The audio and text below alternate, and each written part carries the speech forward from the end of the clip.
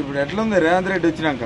ఆయన వస్తే అది ఇస్తా ఇది ఇస్తా ఇది ఇస్తా అది ఇస్తారా అన్ని మంచిగా చేసిన అన్నాడు. మళ్ళీ ముద్ద ఓట్లు వేసినాక తక్కువ అన్నాడు. ఇక ఆయన పీసుకు తగ్గి పిలి బస్తా పెడతాడు, బస్సులు పెడతాడు. ఎవరు తన పైసలు లేవు ఈ రోజులల్లో. రాజ్యం మీద పైసలు ఎందుకు లేవు? తులం బంగారం ఇస్తా, ఇంట్లో వండినోనికి ఇస్తా, బయట వండినోనికి ఇస్తా, ఇవన్నీ ఎందుకు ఎదురు? ఆయన వరకు చెప్పుకుంటే ఎవడు నమ్మక పడతాడు? పీసుకుతా ఇంకెంత రోజుకుంటా పడతాడు. నువ్వు పిరి బస్సులు పెడితే నీకెంత రాసు చెప్పు? కాళ్ళు ఇరిగే, చేతులు ఇరిగే, నూక్కునే బడి పిల్లలు ఆలాడ పడుతున్నారు మగపోరగా. ఆయన ఇచ్చేది లేదు, ఈయన పెట్టేది లేదు, ఎవరేం పెట్టేది లేదు. అయ్యా దంద లేదు, ఏం లేదు. అప్పుడన్నా వెనకట్టుకుంటే కానీ ఇప్పుడు ఏం దందలు లేవు. దాని పైసలు దానికి కూడా వెళ్తలేవు. ఆయన వచ్చిండు అంతా మంచిగా చేసిండు కదా. 2500 ఇంటికాడిన వాళ్ళకి ఇస్తాను, అవి ఇస్తలేడు. 4000 పింఛన్ ఇస్తా, ఓటేస్తా అన్నాడు, ఓటు వేయించుకోండు.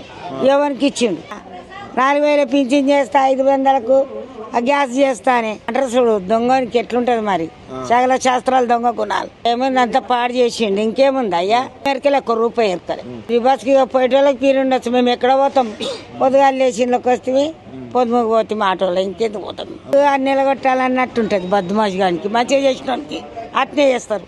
నా చెడ్డగా చేసి ఈడు ఉంటాడు, అన్ని నిలబడదామని ఉంటుంది. మంచిగా చేసినోడే ఉండాలి. ఓట్లు వేయించుకొని 4000 ఇస్తా, ఇళ్ళల్లో ఉన్న వాళ్ళకి 2500 ఇస్తా. ఒకదానికి వస్తుండే రైతు బంధు వస్తాయి, గదాన్ని కడతా గిదాన్ని కడతా అని ఉండే. అసలు రైతు బంధే లేదు. పంట వండి లేక బాధ అవుతుంది. అసలు మా ఇద్దరు పొట్టబట్ట కూడా వెళ్తలేదు.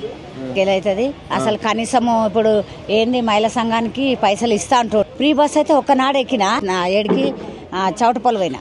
ఆ రోజు మాత్రం నేను మర్చిపోయినా ఆధార్ కార్డు తీసుకోవాలి.